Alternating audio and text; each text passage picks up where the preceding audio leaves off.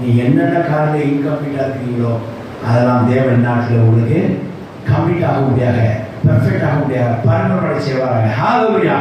திருடன் தான் வருகிறான், ஆனால் நானும் ஜீவனை கொடுக்கவும் உங்களில் உள்ள காரியங்களை பரிணாமம் வந்தேன்னு சொல்லி இயேசு சொல்லியிருக்கிறார். ஹalleluya. அது விசுவாசி. நம்ம எல்லா காரியங்களும் தேவன் பரிணாமம் செய்வாங்க. ஊழியத்தும் சரி, வியாபாரத்தும் சரி, குடும்ப காரியம் சரி, எதுலையுமே அறகுறைகள் இருக்காதுமே, இன்கம்ப்ளீட் இருக்காது, நான் பர்ஃபெக்ட்ங்கிறது இருக்காது. எல்லாத்தையும் பர்ஃபெக்டாக கர்த்தர் மாற்றுவார். ஹalleluya. தேவன் தலையிட வாழ்க்கை நீங்கள் ஒப்புக்கொடுங்க. கர்த்தரே இந்த பாத்திரத்தை நீ என்ன செய்யும்? உயர் வளைந்து போல வளைந்து கொள்ளலாம். உங்களுக்கு பிரியமான பாத்திரமாய் இதை மாற்றி இந்த பாத்திரத்தை பரிமாணப்படுத்தும். இந்த பாத்திரத்தை பரிமாணமாக்கி தேவனுக்கு பிரியமான பாத்திரம் மாற்றும் என்று சொல்லி ஜெபம் பண்ணுங்க. நிச்சயம் ஒப்பு கொடுங்க. நிச்சயமாக கர்த்தர் அவங்களை பரிமாண பாத்திரமாக மாற்றுவார்கள். ஹalleluya. பரிமாணத்தை கொண்டு வந்து மாற்றுவார்கள்.